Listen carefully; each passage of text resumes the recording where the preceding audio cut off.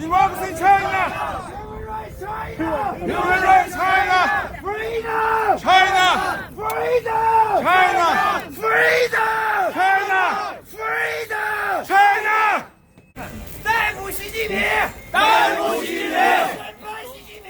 审判习近平！枪毙习近平！枪毙习近平！共产党下台！共产党下台！习近平下台！习近平下台！打倒共产党！打倒共产党！自由万岁！自由万岁！自由必胜！自由必胜 Freedom! China! Freedom! China! Freedom! China!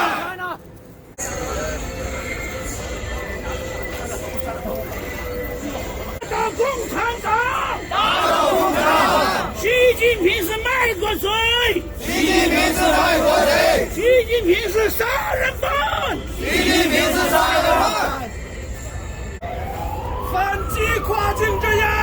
反击跨境镇压！斩断中共魔爪！斩断中共魔爪！反击跨境镇压！反击跨境镇压！斩断匪共魔爪！斩断匪共魔爪！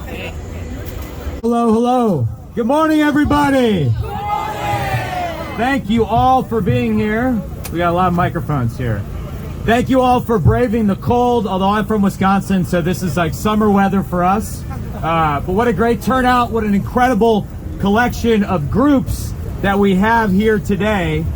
This innocent-looking building that you see behind me housed an unauthorized secret police station linked to the Chinese Communist Party.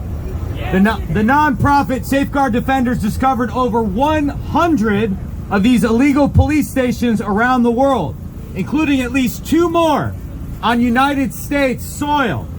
They're connected to Operation Fox Hunt and the CCP's campaign of transnational repression, which is a terrifying threat to Chinese Americans, to other CCP targets, and to American sovereignty itself. So let me run some quotes by you. Quote, "If you're willing to go back to the mainland and spend 10 years in prison, your wife and children will be all right." Quote, "Post more and I will chop your bastard hands off." Quote, "Two options, return to China promptly or commit suicide." These are actual quotes that CCP agents have said to people here on American soil, according to the Department of Justice and FBI investigations. And I know we have some people here today that weren't just threatened with words, but were actually attacked by CCP thugs 4 years ago. And they got the photos to prove it.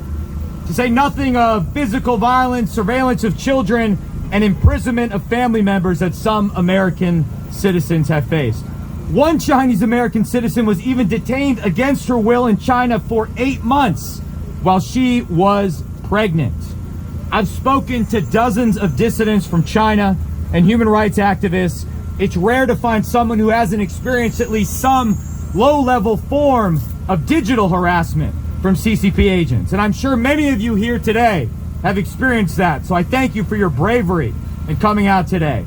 How have we allowed this to happen on American soil? The answer, in my opinion, is that we have been blind while the CCP has been very cunning. Their threats are often hard to prosecute because they're veiled. It's sort of like saying, nice family you got here. It would be a shame if something happened to them. It's a mafia-like threat because the CCP acts like the mafia. They buy off politicians, multinational organizations, companies, and in some cases law enforcement. They use muscle and threats instead of persuasion. And like the mafia, they aren't afraid to make people disappear. But there's one important difference. Unlike the mafia, the CCP has a much more powerful arsenal at their disposal to back up their strong-arm intimidation tactics, advanced technology, weaponry, artificial intelligence. They're using a terrifying version of Orwellian techno-totalitarian surveillance to inflict total totalitarian control on the Uyghurs in the Xinjiang region, on Tibetans, and during the zero COVID lockdowns on citizens throughout China. Now, they want to export that repression around the world. And the only thing standing in their way is our will to defend our values. We must stand up, push back, and protect our citizens and the many reformers, freedom fighters, and asylum seekers, many of whom I see here today, who've taken refuge here in the United States. We cannot allow the threat that they have fled to follow them to our shores here in America. The FBI director recently testified that the FBI was opening up a new CCP investigation every 10 hours. Every 10 hours, a new CCP investigation. We in Congress, and I'm honored to have my two colleagues here, Dr. Neil Dunn, Congressman Richie Torres, in bipartisan fashion here today. We in Congress need to make sure that the FBI has the training and resources to deal with this threat. Not just at the FBI headquarters in D.C., but at every local field office across the country. And it can't just be federal law enforcement. It needs to be local police trained on this as well. If a victim is brave enough to come forward, no repressive act orchestrated by a foreign government should ever fall on deaf ears. That's a basic promise we make to everyone in the United States, no matter what their background. Together, we will end this transnational repression. We will end this ugly affront to our sovereignty. And we will make sure that the United States is a haven from prosecution, not a hunting ground for authoritarians. Thank you very much for being here today. Now, I'm honored to introduce a true freedom fighter, Joe Feng Suo, who was a leader in the student movement at Tiananmen, who's been speaking bravely about these issues for decades, before I was even born, who was at one point one of the 5 most wanted men in China, I believe, who's president of the Human Rights in China organization. Please join me in welcoming Joe Feng Suo. Thank you so much. Thank you. Appreciate it. Thank you. Thank you.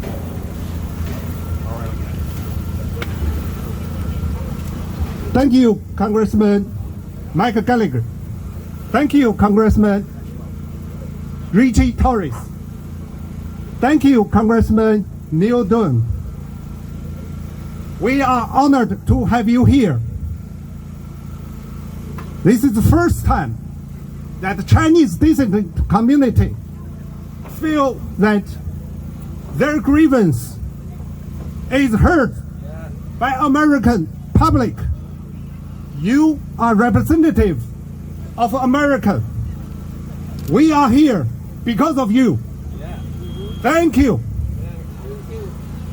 You just met my friend Yonghong.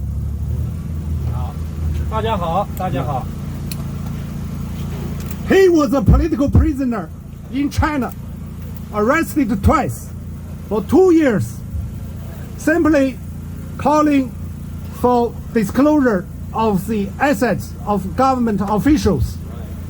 He was tortured, beaten, and he had to escape to the United States for safety of him and himself and his family. But 4 years ago, not too far from here, on the street of Manhattan, he was brutally beaten by Chinese thugs. And he had to be sent by ambulance for emergency medical treatment. And there are a few of them who are here today. What's more, the police did nothing. And they arrested one person, one perpetrator on the spot. He was released within the same day. There's nothing done after that. We want justice. We want justice. We want justice. We want justice. We cannot allow this to happen in American land. We cannot allow this to happen in this land of free and brave. We are here because we believe in freedom and we will fight for freedom. Today, there will be echoing rallies in Los Angeles and San Francisco. Why? Because everywhere we have been ignored, marginalized because of CCP's influence through trade and technology, and because they control so many communities here through the organizations like this, a secret police station in the name of hometown associations. Such organizations must be disbanded. They cannot allow to exist in this country. Guess what? This very association applied and was granted non-profit organization by United States government. That means taxpayer money is funding such organizations. How can this happen? This cannot happen again. We must stop this. Yes. 打倒共产党，打倒习近平，民主必胜，暴政必亡。 They are not as strong as we think. If everybody come down here, they will gun. Okay. We Thank don't you. do nothing, they are here forever. Thank you. If we do something, we all come out here, they will be gun. Thank you. 34 years ago, I was with millions on Tiananmen Square. It was there for the first time I believed that Chinese people love freedom and democracy, and they were willing to die for it. And the world witnessed their bravery through people like tankmen. There were hundreds of tanks. There were many tankmen. That's what we are hoping for. That's why we are here today. We want a free China. But I didn't imagine that 19 years later, on the street of San Francisco, I was beaten by Chinese flag-waving crowds full of hatred to support CCP's Olympic. I was looking at the devil in the eye. It was that moment I realized we have to fight for this country, because if China is not free, this country is not safe. We are not safe. That's why I cannot rest at any moment to fight against such a regime. Thank you all for coming today. Today is just a starting point. We need more activities like this. We need more victims to speak out. For anyone like Yonghu who speak out, there are tons of them who are so afraid. Even though they are persecuted here by CCP, they are afraid to speak out. I can personally give you such names, dozens of them. End of last year, there is a A4 white paper movement in China. It was carried out by the Chinese students here in US universities. But one student was threatened that her hands will be cut off if she dared to post banners supporting Chinese democracy again. I'm very glad that FBI acted this time. Very timely, they charged this perpetrator. And this is what we need to do. We need to hold them accountable.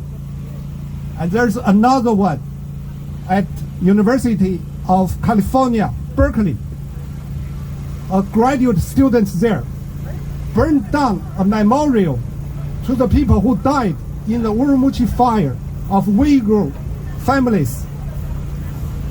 He burned it down, and he explicitly said, I want to purge this place of anti-CCP messages. This person is still at large. He is still studying at the University of California at Berkeley. He needs to be held accountable. Yes. Yes. Thank you.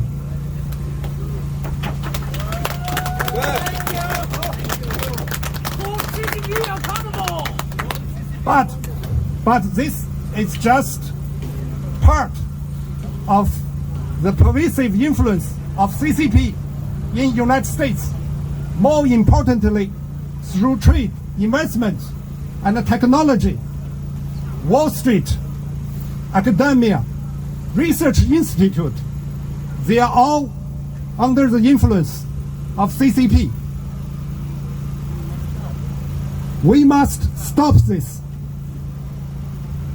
We need legislations to address the influence of CCP on Wall Street, on academia, on research institutes. I hope we will work together on this. We will not stop until China is free. Yes. That's true. Last 33 years, we have witnessed the failure of American policy towards China, ignoring human rights, China's freedom and democratization in favor of trade and technology exchange. That's what we are getting today. We don't have to look further. Look at this balloon. Everyone knows what it means. China without democratization is an enemy of the free world, is an enemy of the United States. Yeah. We cannot cheat ourselves anymore. Thank you.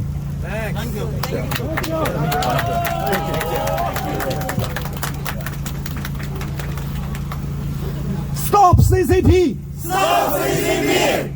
Free China! Free China! Now it's my honor to introduce a colleague of mine. This isn't his district, but we're close by his district, which is New York 5th, I believe. Did I get that right? 15. 15. I got one number right in that. So I'm from Wisconsin. You know, we only have 8 districts. We don't count higher than that. So, but please join me in welcoming Congressman Richie Torres. I'm honored to be here. I want to thank Chair Gallagher for amplifying the voices of human rights activists whose voices have gone unheard for far too long. Even though Chair Gallagher and I come from opposing political parties, the unity we are projecting sends a powerful message that the defense of human rights from the abuses of the CCP. All right. Okay. Sorry about that. We're sending a powerful message that the defense of human rights from the abuses of the CCP is not a Democratic value or a Republican value, it's an American value. Right, I am not here because I'm a Democrat, and Mike and Neil are not here because they're Republicans. We are here because we're Americans who believe in the rule of law and human rights and freedom for every single person, including the Chinese dissidents here in the United States. Well said. We know that the CCP has a global system of surveillance that not only includes high-altitude surveillance balloons, but also oversees police stations. And we know that the transnational policing is not actually about the solving of crimes. It's about the systematic surveillance and suppression of political dissidents. It's about striking fear in the hearts of critics of the CCP. Freedom has no greater enemy than fear, and striking fear is the point of CCP policing. And so we have a moral obligation to stand with you, to stand for freedom fighters. How can we, the United States of America, claim to be a defender of freedom if we fail to defend freedom fighters within our own borders, here on U.S. soil. Well said. And so we have a moral duty to stand with you. A few years ago, the FBI said, the Justice Department said that it's committed to turning Operation Fox Hunt on its head so that the hunters become the hunted and the pursuers become pursued. And we will see to it that that promise is kept and that freedom is defended and justice for dissidents is delivered. Thank you. Well said. Well said. That's awesome. And now, a man who truly is not used to this weather because he comes from Florida's 2nd District, a doctor, an Army doctor, a surgeon, Dr. Neil Dunn, my colleague and good friend. Thank you very much, Chairman Gallagher, and you even made it snow for me. I can't say thank you enough. This is actually the friendliest bunch of New Yorkers I've ever run into. They're great. They're great, and thank you also for welcoming us to your hometown. And Joe, I'm so proud of you. My God, the things you've done. The number one victim of the CCP is the Chinese people. Right. Yes. Number one victim. But when they can come to America and do the same threatening tactics that they do at home, that threatens every one of us. There's nobody in America that's safe if we allow this to go on. We simply cannot tolerate this. It is against every bit of our moral fiber, everything we ever stood for. And I bring you good news. I just returned from meeting with NATO, and the NATO nations also recognize that this is a big threat to them. They are waking up. The awareness in Europe is getting stronger and stronger. So keep the pressure up. Keep it up here at home, home in America, home in China, and also in Europe, because the free world is rallying around you. We do hear your pleas. We are stunned. We are appalled by places like this. But we hear you, and we're responding. God bless you all for fighting. God bless you for the things that you put up with. You're heroes, all of you. Thank you very much, Chairman. Oh!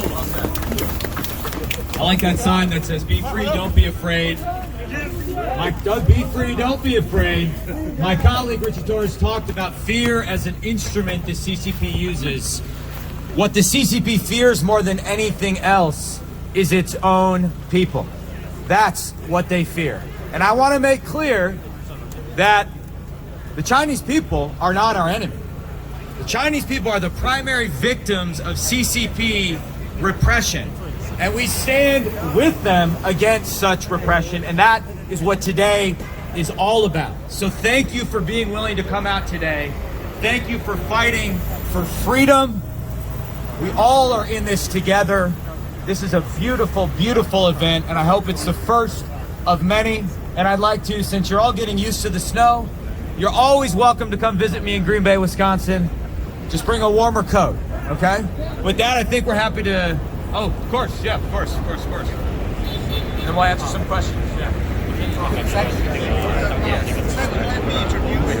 This is Alan Chen. He's now Executive Director of China Democratic Party. We are honored to have him because for us, it's really hard in the last 34 years to recruit any young people into our camp. And he was a rare exception.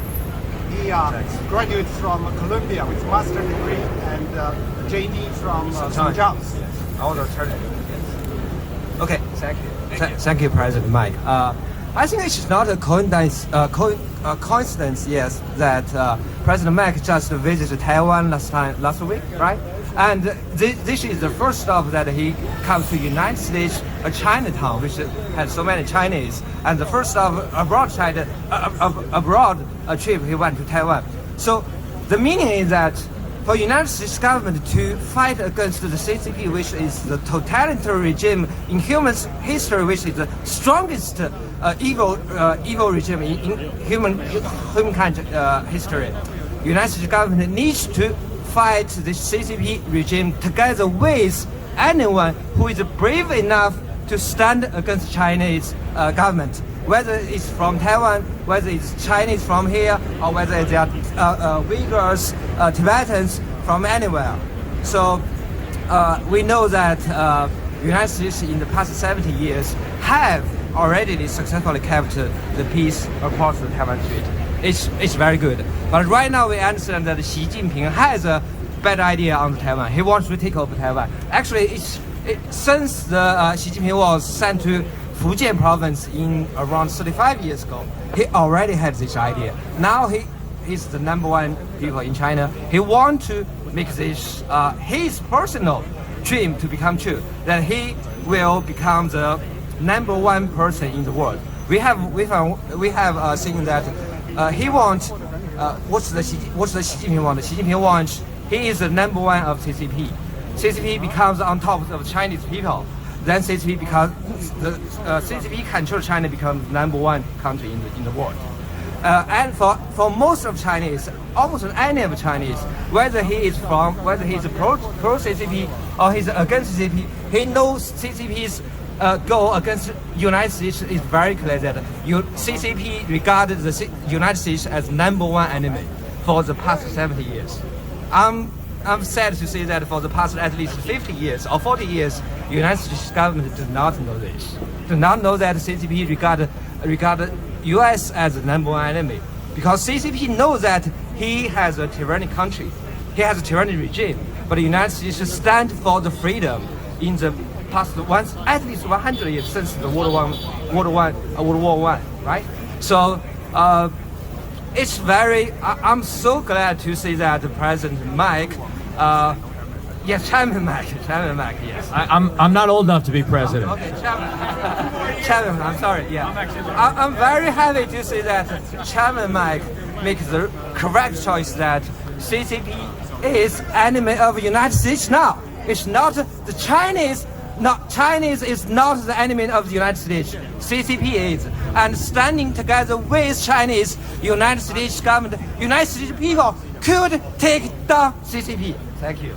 Well, happy to answer any questions from the media, sir. Yeah.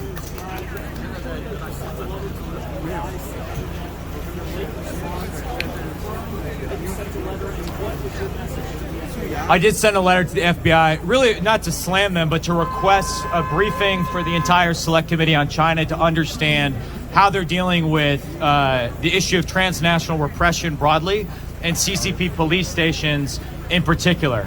I do think we need to do a lot of work in terms of equipping the FBI with the resources and expertise they need to act with greater alacrity in the future. I think there wasn't a quick enough response, but it was not intended to slam them. It was more to understand how are they thinking about problems like this, so the next time one of these police stations pops up, we can act quickly and make sure that nobody gets beaten up on the streets of New York. So we're hoping that the FBI Director Wray will come brief the committee. It can be behind closed doors. It doesn't need to be a media spectacle. Sorry to the media.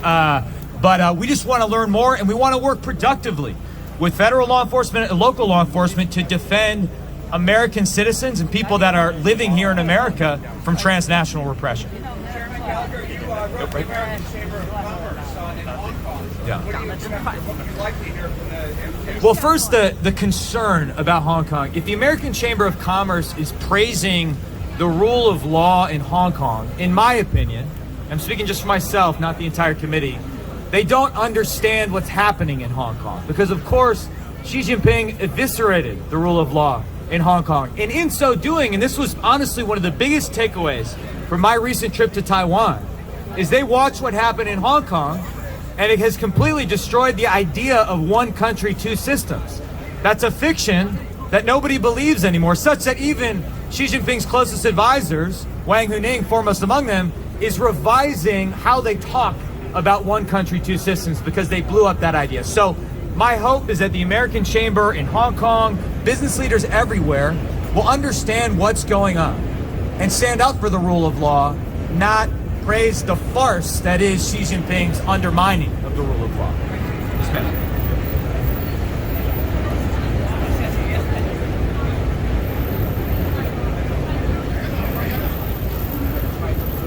So I think you gave me the document earlier. I need to read it. I think we have an issue where people and organizations in the United States that are effectively acting on behalf of the CCP sometimes don't register as foreign agents, as is required by our law. Sometimes former members of Congress or high-level people in D.C. don't register under FARA, the Foreign Agent Registration Act, or the Lobbying Disclosure Agreement requirements. We need to tighten up all those procedures, so if you are acting as a spokesperson or a lobbyist or an agent of the CCP, you can't hide, and you certainly can't register as a nonprofit if you're going to harass people on American soil. So we're going to take a look at all those laws and make sure there aren't any loopholes that the CCP can exploit. Yes, ma'am. Okay.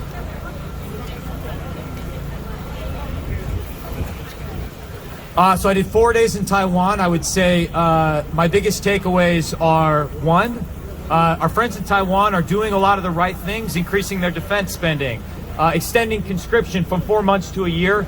We need to be moving faster to arm them with the asymmetric weapons they need to defend themselves. And my friend was talking about peace.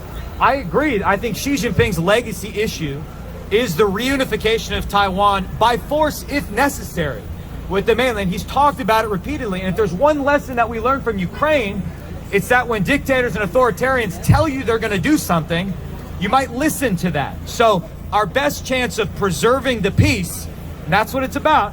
It's about peace. We're not trying, it's about peace and stability across the Taiwan Strait, is to give our friends in Taiwan the resources they need to defend themselves, as well as deepen our economic and diplomatic integration. So a lot of people are trying to move in the right direction. I don't think we're moving fast enough. It's why it's important to have members of Congress in bipartisan fashion go to Taiwan to understand what's happening there, and support and defend the free world. Taiwan is on the front lines of authoritarian expansion right now. And though an actual kinetic war is not happening right now, what President Tsai calls cognitive warfare is happening right now. Attempts to instill fear in the Taiwanese people and collapse their will to fight and resist. So we need to stand with them, because I guarantee you that what happens in Taiwan will not stay in Taiwan. Las Vegas rules don't apply. We will be unable to fulfill our treaty commitments with Japan, the Philippines. We will be unable to project power in the Pacific. There will be attacks on our homeland, at least in the cyber domain, in any conflict with Taiwan. So we also have 100,000 American citizens there that we have to protect. So back there, yes, sir.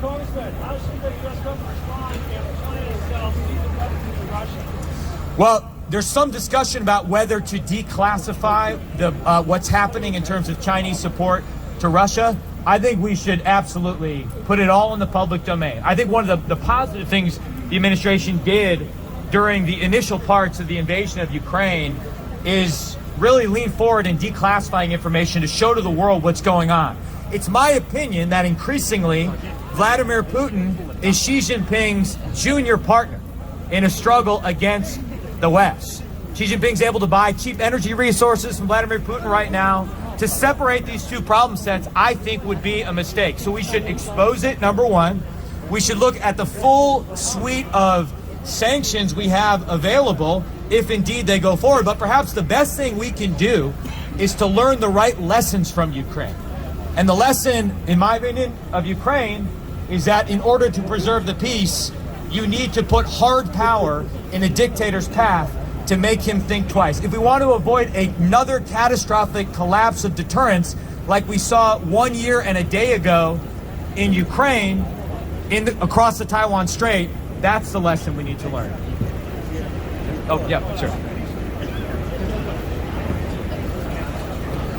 Well, and I would like to invite my colleagues to comment on this as well. Speaker McCarthy formed the Select Committee on China to elevate and inject with a sense of urgency the United States policy vis-a-vis the Chinese Communist Party, and to explain to the American people why this matters. Why should someone in Northeast Wisconsin care about the threat posed by the CCP or the fact that American citizens are being harassed on the streets of New York? It's our job to explain that. It's also our job to make sure that good ideas, good policy, and legislation, even in divided government, are advancing. And that's why we want it to be bipartisan. And in that spirit, I don't know, I invite my colleague, Richard Torres, to comment if you'd like to, or you could, or on the committee from the Democrat perspective. For me, the central challenge of our time is the strategic competition between the United States and the CCP. And it's not a single issue, it implicates every issue. And we have to ask ourselves, what kind of world do we want to live in? Do we want to live in a world that is led by the United States and governed by the rule of law and freedom? Or do you want to live in a world where you're subject to the surveillance of a government like the CCP? And I believe in the world order that we built because it has prevented 2 world wars, and it's given us the most productive and prosperous world we've ever known, and we should fight to keep it. I just want to stress that this is a very, very bipartisan issue in Congress. In a divided government, we still have areas where we almost all of us agree right up and down the line. And nobody in Washington, no significant group in Washington, is opposed to doing something about China. And what Speaker McCarthy recognized was we weren't doing enough. And hence, he got Chairman Gallagher, put together a select committee that is seriously bipartisan and really works very well together to do exactly that, to counter this threat. It's going to be on many, many levels, and it's going to assume many, many characters. We've got a lot of work, and I look forward to helping. Yes, sir.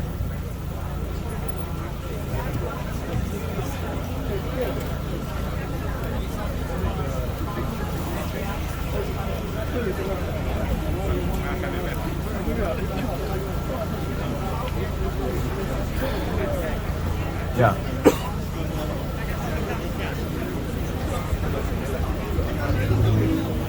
Yeah. I think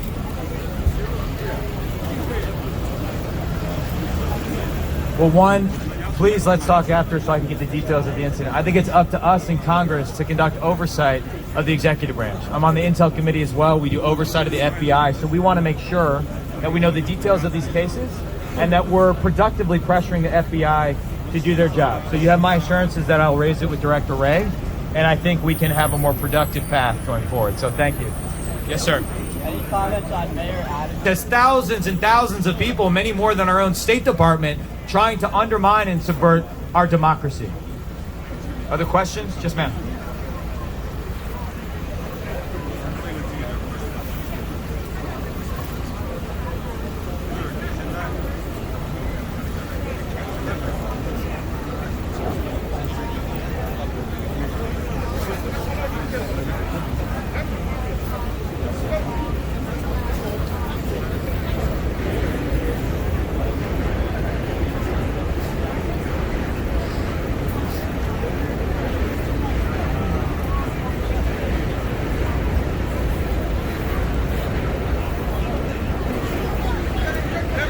Thank you, I appreciate that. And obviously, the origins of America involve fleeing religious persecution. So we have a duty embedded in our Constitution to protect religious freedom. So thank you very much. Other question right there? Yes, sir. Yeah.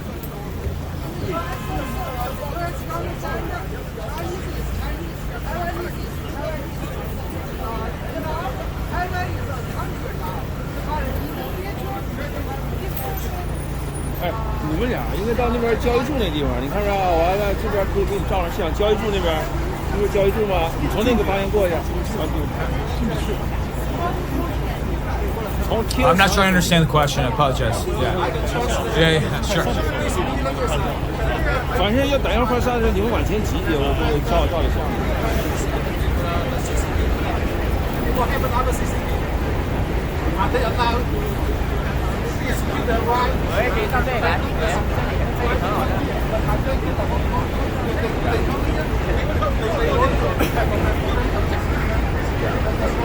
Well, we're here to stand with all of these groups. We're here to stand on behalf of human rights and do what we can in Congress to fight to make sure that the CCP isn't repressing communities on American soil. And so that's what today is all about. I can say, having come back from Taiwan, as I said before, a few days ago, they're feeling the pressure right now. They're feeling that ideological aggression. They're feeling that cognitive warfare. And so simply by standing up together and expressing our solidarity with these groups, I think we can send a strong signal to the CCP.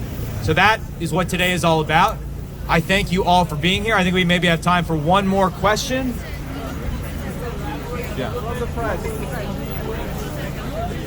Yeah. The committee will be having its first hearing on Tuesday night in prime time. We urge you all to tune in We are going to be having a hearing entitled "The Chinese Communist Party Threat to America," to understand how we got here, what we got wrong about the CCP, what we misunderstood, why this bet we made on integrating China into the global economy in the hope that it would moderate their political behavior, their aggression abroad, their repression at home, why that failed, and to understand what we need to know about the Chinese Communist Party in order to win this competition going forward. We have some great witnesses, including those who represent mothers from Tiananmen Square. It's going to be a great hearing. We're also going to be doing an event at the Victims of Communism Memorial on Monday night with a lot of the groups that you're familiar with, which will be another great event if you happen to be in Washington, D.C. Tuesday is also a day that's important for Hong Kong. We're going to be speaking about that, but this will be our first big hearing, and so we urge you all to tune in, and we look forward to working with you going forward. As my colleagues mentioned, we want this to be a bipartisan effort. I know we're not going to agree on 100% of everything. I'm not naive. I've been in Congress for 7 years. Nobody agrees on 100% of everything. I don't even agree with my own family on 100% of everything. But we want to identify what the bipartisan center of gravity is. And we believe, and the Speaker believes, that where possible, if Congress can speak with one voice when it comes to standing up against and pushing back against Chinese Communist Party aggression, America is stronger. The world is stronger. The free world is stronger. So that's what we're going to do. Thank you so much for your time. Appreciate it. Thank you so much. Thank you for your words. Appreciate it. Thank you. Thank you. Yeah, thank you. I got to give this back to somebody. That's yours? I like clips on it. Perfect. Should we do a picture? Yeah, please.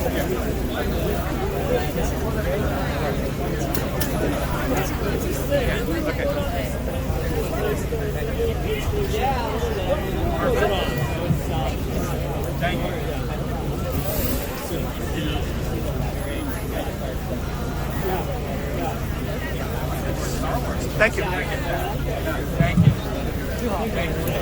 Thank you so much for helping us organize. Thank you.